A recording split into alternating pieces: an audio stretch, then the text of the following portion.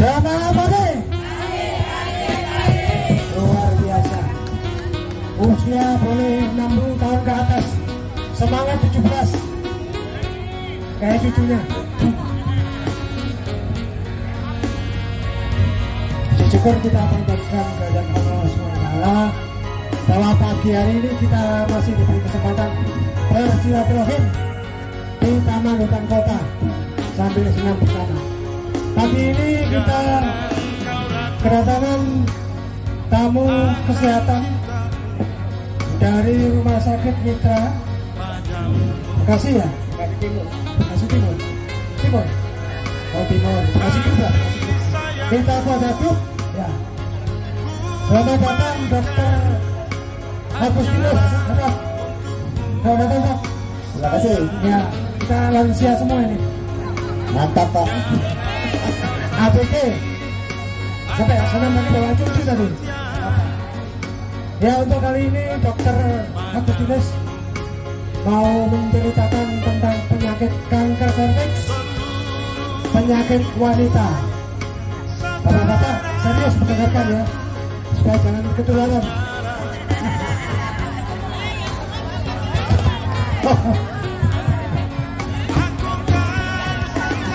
Masa sih? Nah, ini tanya dokternya lah. Katanya buat gitu laki-laki ya dok. Kita panggil tuh, ada Pak Santo senyum-senyum. Apa kabar Pak? Tepuk tangan dong buat Pak Santo nih, orang Yakes. Siapa Pak? Pak Lukman.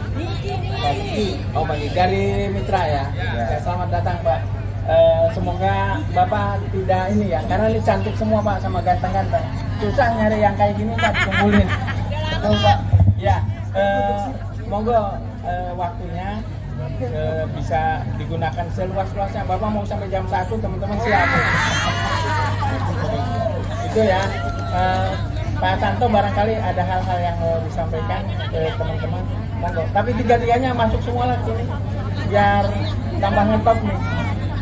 Nah, makasih semuanya atas kehadirannya dan memberikan waktu dan kesempatan. Terima kasih.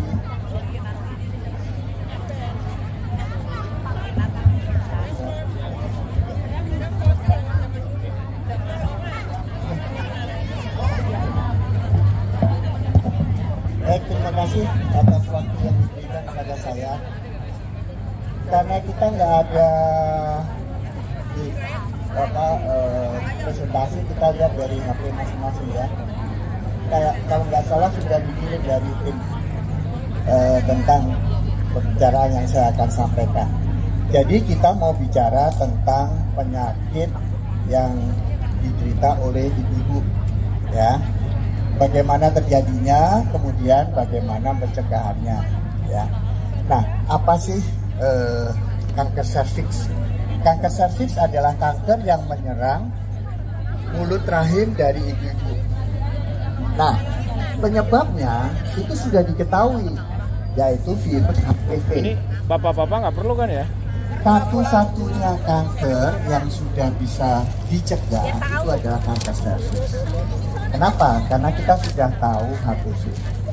Jadi HPV itu strainnya banyak, ya bisa puluhan, malah bisa ratusan.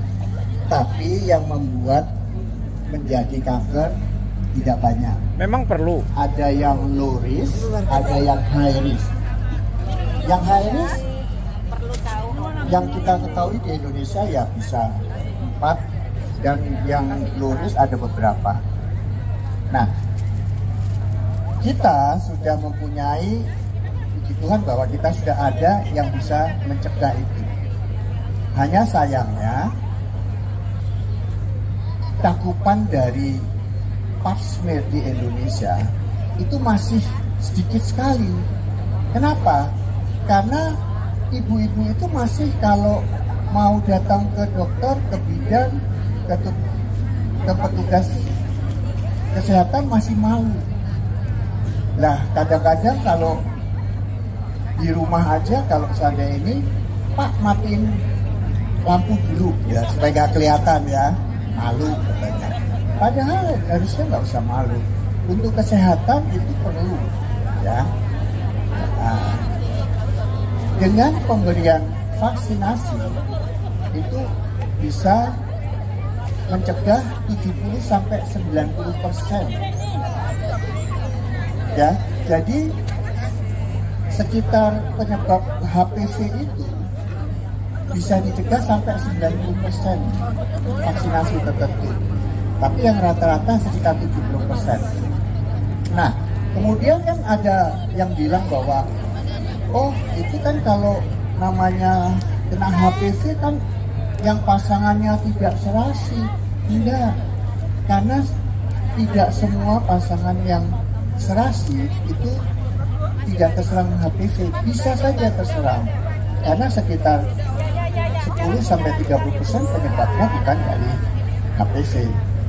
Dan kemudian HPV kenapa sih kok kita gampang terjadi? Ya memang karena HPV itu gampang menular. Dari kita ngitung 1 sampai 10, baik laki-laki atau perempuan, 8 orang terpapar HPV. Kemudian kan tanya ke saya, dok, saya nggak kerasa. Ya memang, karena tubuh kita tidak mempunyai zat anti terhadap HPV. Jadi kalau HPV kena ke kita nggak seperti kena flu, wah kita langsung gebres-gebres gitu. Enggak, kalau HPV kena, kita nggak ada gejalanya masing-masing. Sedangkan tubuh kita nggak bisa mendeteksi adanya HPV itu. Nah itu gunanya imunisasi, tubuh kita dibuat, ada musuh nih. Nah kita membuat zat barrier untuk melawan musuh itu sehingga tidak masuk terus. Gitu ya imunisasi.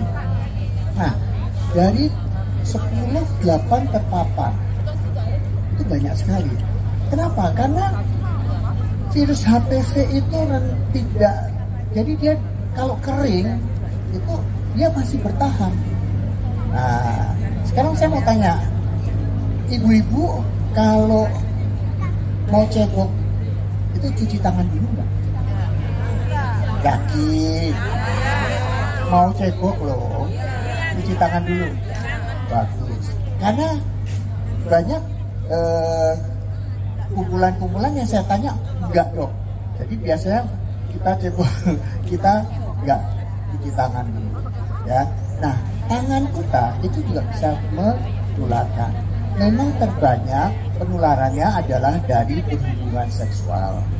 Tetapi tangan kita juga bisa menjadi perantara terhadap HPV. Itu kenapa? Karena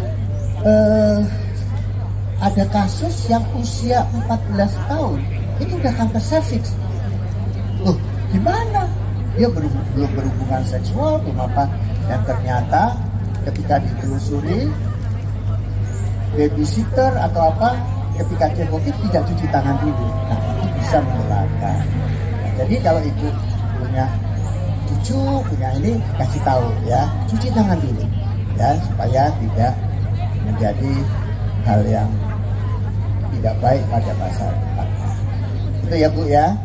Nah, kemudian satu lagi tentang itu.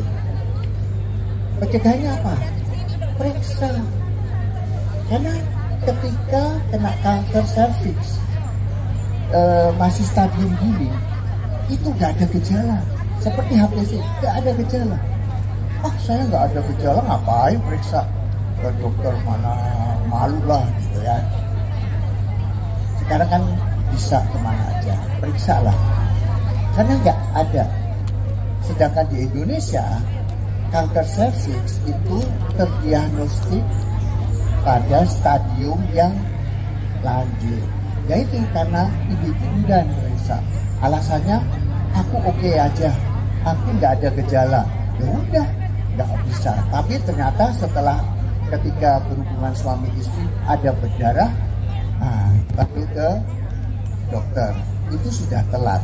Karena kalau sudah ada gejala, berarti stadiumnya sudah di atas 2B. Kalau di bawah 2B, itu hampir 90% bisa sembuh. Tapi kalau sudah di atas 2B, kita hanya pantau 5 tahun lagi kambuh enggak, 5 tahun lagi kambuh berapa persen gitu, tergantung usia. Ya gitu ya Bapak Ibu. Jadi pertama periksa, apalagi Ibu dari Yankes ditanggung loh, betul ya? Nah, ditanggung. Salah pap smear ya, pap smear kalau itu belum imunisasi, pap smear teratur setiap tahun sekali. Ada tidak ada gejala, apalagi kalau ada gejala. Itu juga. Nah, pap smear itu ada yang langsung kita bisa tahu, oh ada HPV nih, ada itu. Nah itu bisa juga langsung tahu. Kalau ada, ya jangan imunisasi. Itu ibu-ibu ya. Nah, jadi poinnya kita semua itu perlu mencegah, karena mencegah lebih baik daripada mengobati. Ketika satu orang di rumah kita kena kanker, satu keluarga sakit, paling enggak sakit hatinya tuh, wah stres bener, mikirin apa, aduh ini gimana ya nantinya gitu. Oh, saya pernah sakit berat, kena COVID, wah 2 bulan di ICU. Anak istri saya juga ikut sakit, pikir, wah saya yang dirawat ya udah pasrah aja, orang nggak ada obatnya waktu itu ya. Tapi satu keluarga sakit, ya itu. Jadi mencegah adalah lebih baik, ya. Oke, sekarang kita lanjutkan untuk bagaimana kita harus mencegahnya. Satu, pemeriksaan. Yang kedua, pap smear. Yang ketiga, imunisasi. Nah, dengan imunisasi 70-90% bisa dicegah. Nah, sekarang imunisasi umur berapa sih? Nah, imunisasi ada yang bilang mulai 9, ada yang bilang mulai 10. Kalau saya lebih dini lebih baik. Jadi mulai 9 sampai 55 tahun. Mungkin ibu-ibu di sini sudah lewat 55 tahun. Tapi kan punya anak, ya punya keluarga, punya cucu. Kita kalau masih 9 tahun sampai 15 tahun, itu masih 2 kali imunisasinya. Sedangkan kalau sudah di atas 15 tahun, itu 3 kali imunisasinya. Gitu Bapak Ibu ya. Semoga pengetahuan yang saya berikan ini bisa menambah pengetahuan dan membuka bahwa mencegah itu lebih baik. Dan kanker serviks bisa menyerang siapa saja. Dan HPV tadi bilang kan, oh ini untuk ibu-ibu semua. Enggak, HPV itu bisa juga menyerang untuk bapak-bapak. Nah, ada yang bisa menjadi kanker anus, kanker di tekak, itu bisa. Karena HPV itu menyerang mukosa. Mukosa itu rongga, jadi dinding rongga yang di tubuh kita. Jadi untuk bapak-bapak juga, kalau yang laki-laki sekarang penelitiannya ya 9, 10 sampai 26 tahun itu untuk imunisasinya. Itu ya. Baik, kalau seandainya ada pertanyaan silahkan, nanti saya akan jawab. Ya, Ibu.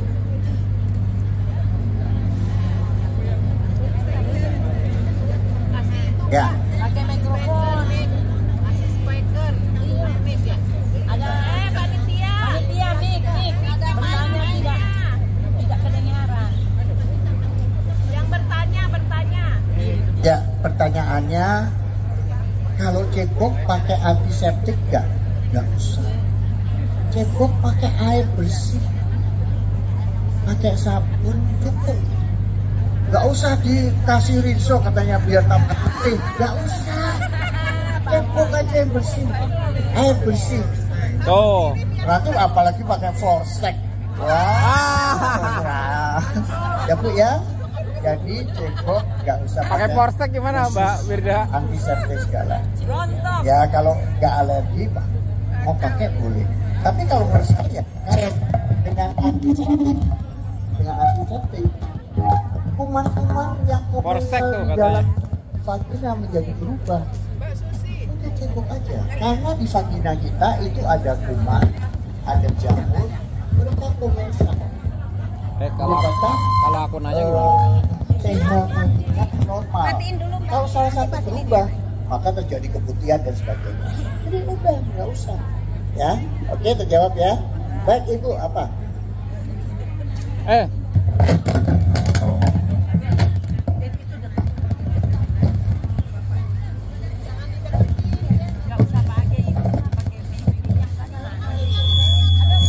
Aduh. Nama saya Ibu Sela, Pak. Ya, sama Pak. Saya pengen tahu ini antisipasi saya.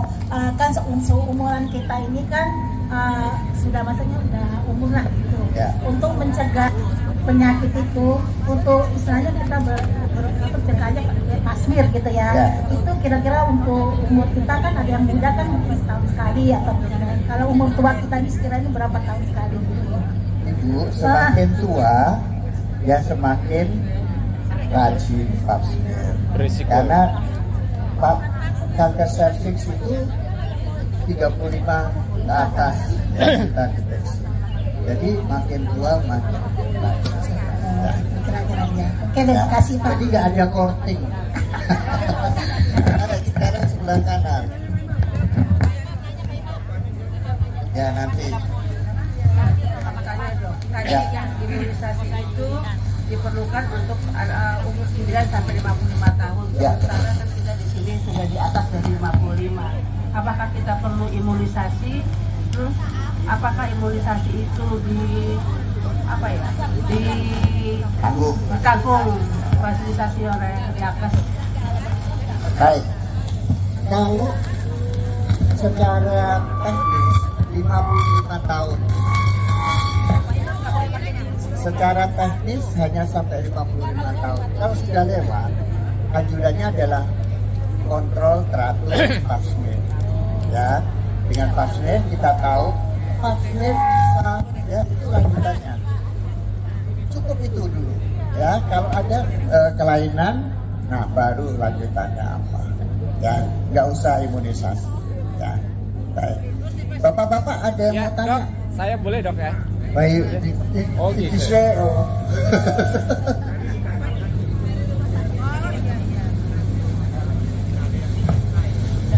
Ya. Bagaimana kalau untuk kaum pria apakah tetap sama, nggak ada yang gejala atau nggak ada yang dirasakan? Ya. Baik, pertanyaannya tadi habis Bapak. Baik, pertanyaannya begini.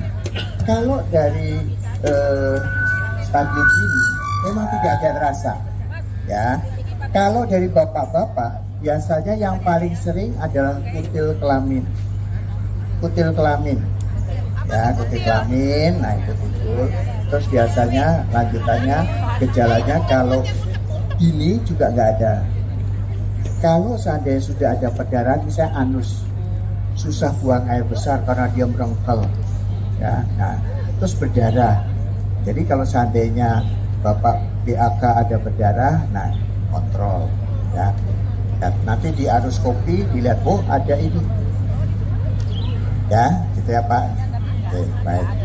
Ya Bapak, Bapak dulu. Ya dok, saya dulu dok ya. Ya. Boleh Maaf tanya ya, dok Pak. ya. Oke baik dok. Ini laki-laki boleh nanya ya? Boleh. Seandainya ada kanker serviks gitu ya, itu apakah, mohon maaf, apakah boleh berhubungan gitu? Terima kasih. Baik, ya. Ya iya itu harus ditanya. Ya, orang sabda mulia ya Pak ya. Jadi gini. Tanyanya apa? Cuma berhubungan apa ya? Kan putus. Apa ya, Pak?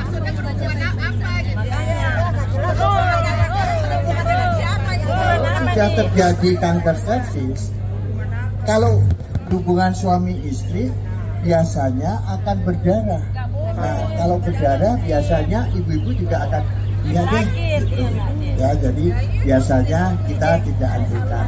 Nah, nanti setelah terapi, setelah apakah dilakukan radikal hysterectomy, jadi biasanya kalau kanker serviks, kalau masih stadium dini, itu mulut rahimnya aja yang dibuang, ya, mulut rahimnya dibuang, sudah bebas kanker, ya silakan kalau mau berhubungan.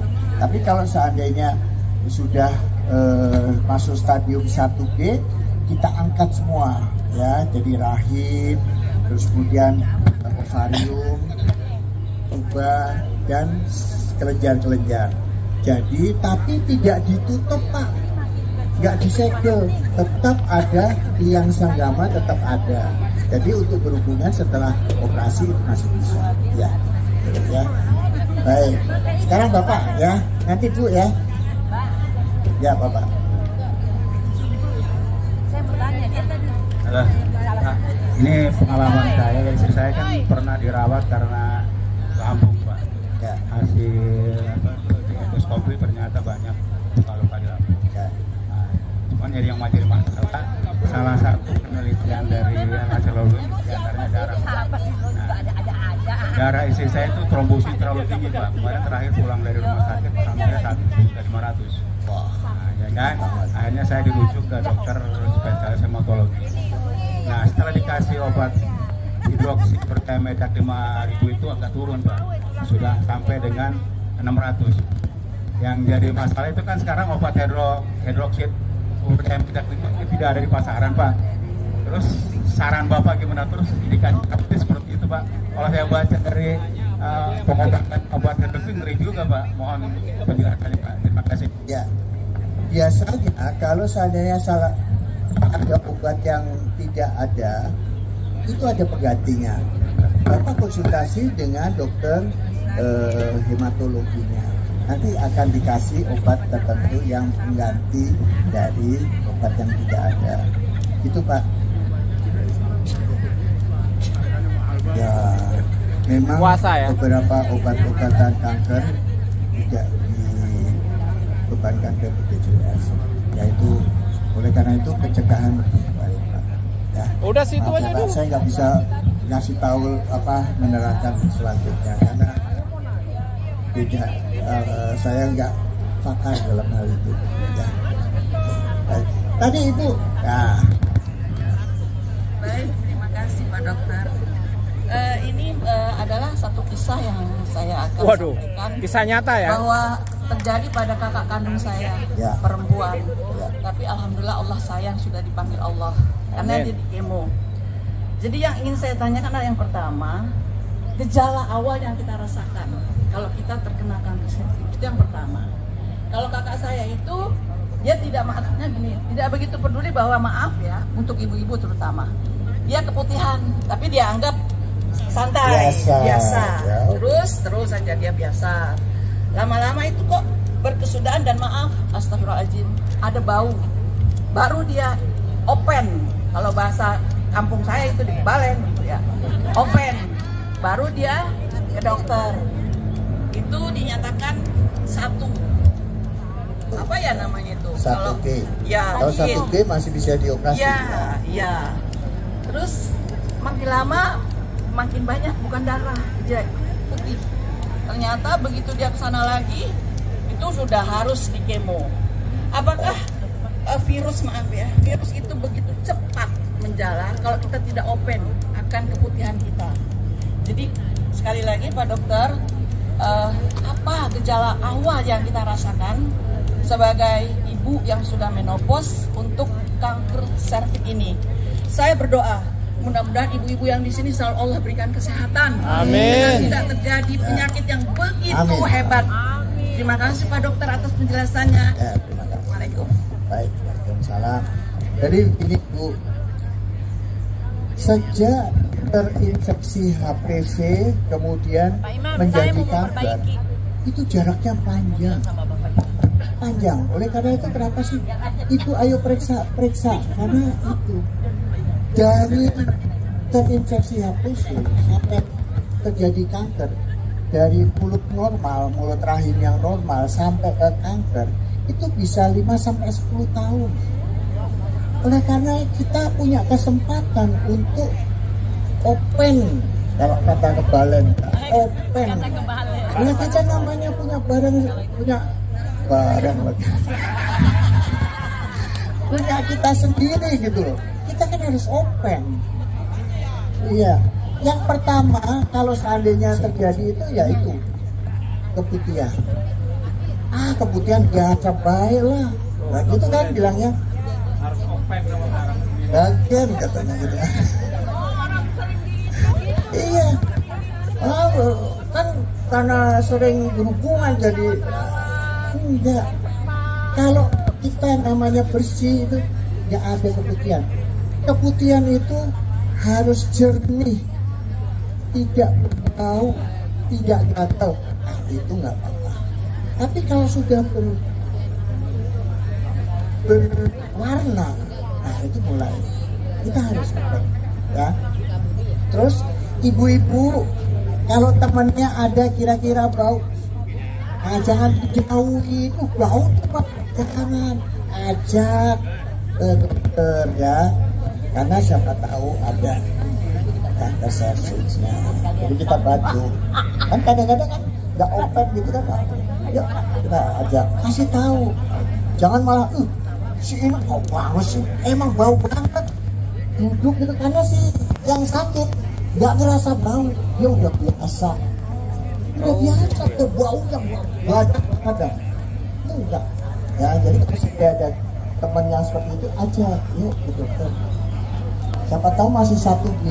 Kalau 1B itu masih bisa dioperasi ya, diangkat semua, namanya radical hysterectomy. Nah, tapi ya tinggal tergantung kekuatan tubuhnya, dia masih bisa nahan kemo enggak, bisa nahan kanker enggak, daya tahan tubuh perlu. Itu dia. Jadi gejala pertama adalah keputihan, kemudian berbau, dan dilanjutkan dengan berdarah saat berhubungan atau tidak berhubungan juga berdarah. Misalnya kita menopause, berdarah, jangan biasa, enggak, harus ke dokter. Pokoknya kalau udah menopause ada berdarah, kontrol ke dokter, ya, jangan dihiraukan, ya. Baik, Bapak di belakang. Dok, saya tanya dok. Oh mana? Udah ada suara. Halo. Ya. Ini Pak. Oh di depan, oke. Dokter tadi saya perhatikan banget. Mungkin dokter tadi agak salah. Tadi bilang kalau 1B diangkat rahim semua. Padahal itu kan 3A ya kalau nggak salah, atau 3B. Saya cuma koreksi, terus saya tanya, memang kalau kanker mulut rahim itu memang baunya bisa sampai keluar? Bisa? Bisa. Jadi kalau stadium di bawah 1B, maksimal 1B, itu diangkat semua.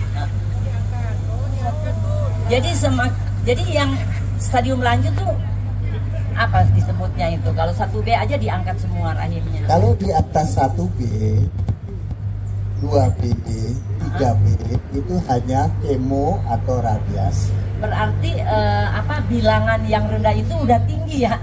Pengertiannya seperti Iya. itu ya. Jadi kita sih pikirannya 3A, 3B, 3C itu yang tinggi.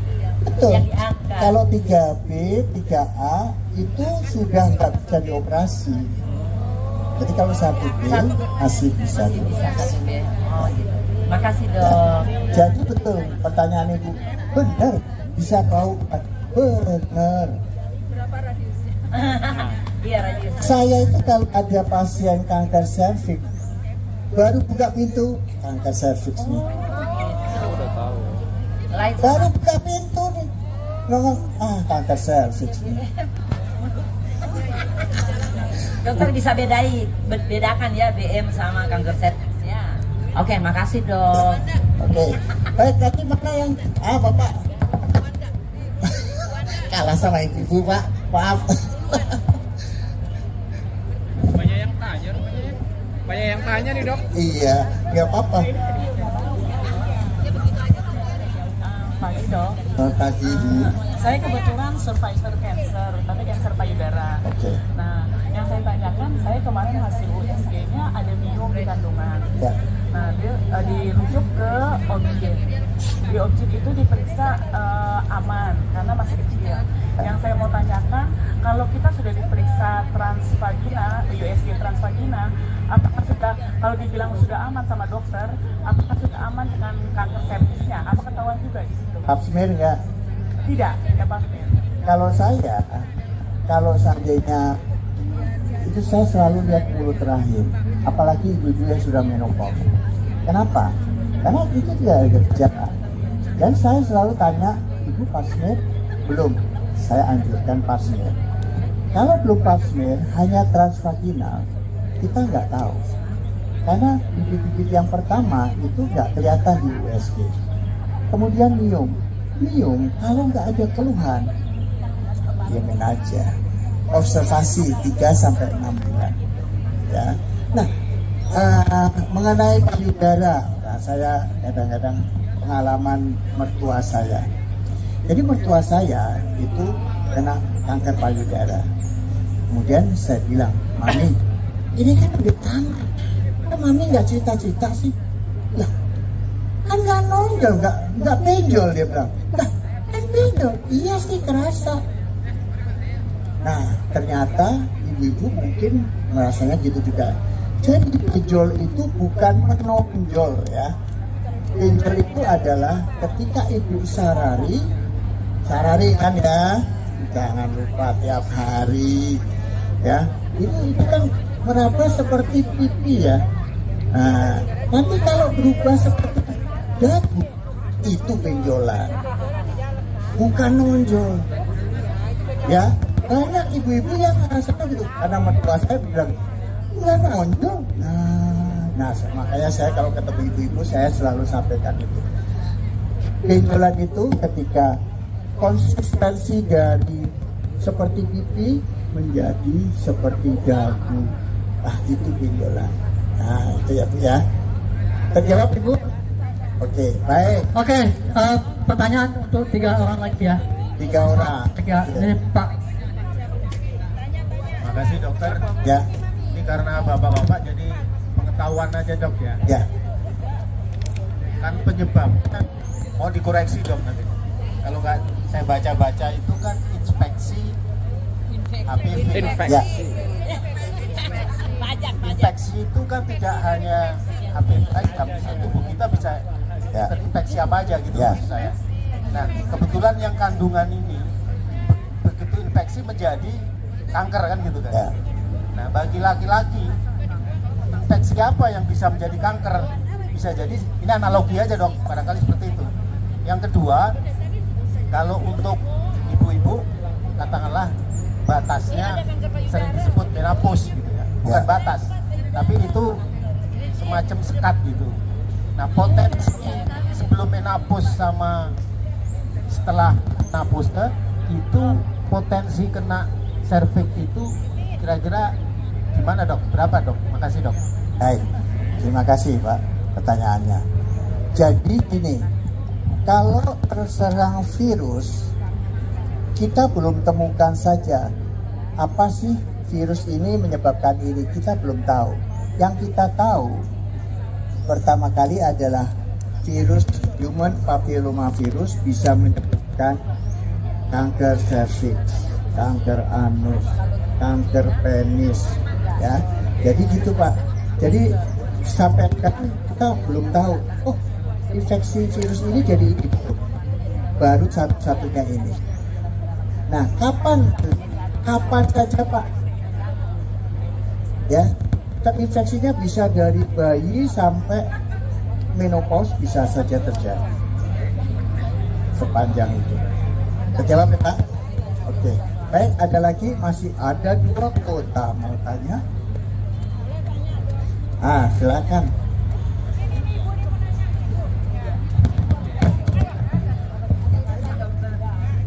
Pertanyaan sederhana sebetulnya, mungkin cuman terkadang suka lupa juga. Apa bedanya antara polip, ya, polip, kemudian kista, tumor dan cancer? Terima kasih. Baik. Jadi sesuatu yang tumbuh itu dinamakan tumor. Tumor, polip itu adalah tumor. Tumor ada yang jinak, ada yang ganas. Kista ada yang jinak, ada yang ganas. Ya, kista adalah tumor. tapi bisa jinak, bisa ganas, Bu. Gitu ya. Ada yang menyebutkan kista itu gumpalan darah. Oke, itu biasanya disebut kista endometrium. Nah, endometriosis ya. Endometriosis harusnya di dalam rahim. Dia jalan-jalan keluar. Nah, ketika haid dia mengeluarkan darah juga. Akibatnya dia membuat gumpalan-gumpalan. Setiap haid tambah makin besar. Nah, itu ya. Terjawab ini. Baik. Satu lagi, ada yang mau ambil? Satu lagi.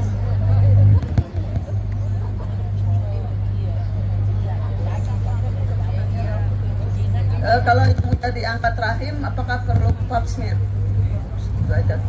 Baik, terima kasih. Jadi kalau sudah diangkat rahim ya tidak perlu pap smear, hanya perlu periksa rutin saja, baik ada kekambuhan atau tidak. Itu ya. Baik, sekarang saya yang bertanya, ibu-ibu di sini yang rutin pap smear siapa? Nah, mudah-mudahan Iva oke. Ya, sebelum pap smear Iva pertama itu Iva. Kalau Iva oke, tidak ada perubahan. Oke. Tapi kalau seandainya Iva nanti ada perubahan, diajukan pap smear. Jadi mudah-mudahan dengan mendengar talk show ini, ibu-ibu jadi datang ke pap smear. Kian kita mau ya, mana Bapak? Pak sudah dibangun kan? Tuh ditanggung.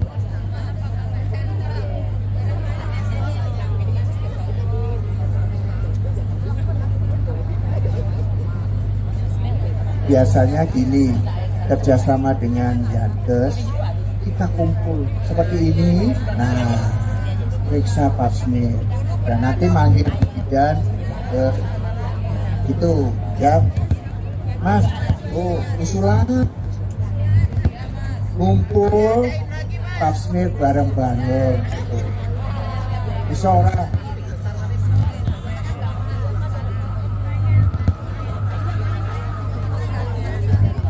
Dek, terima kasih dok. Kalau untuk pap smear memang masih di-cover oleh Yankes Telkom, tapi biasanya yang selama ini kan harus ada indikasi medis. Jauh ini gitu dok. Usulin. Siap dok. Ya. Usulin udah disampaikan loh ya. Ya mudah-mudahan dijawab ya, karena mencegah itu lebih baik dan kita bisa kena semua. Nggak itu dari 10 orang 8 yang terpapar HPV ya. Selamat siang, semoga kita sehat semua.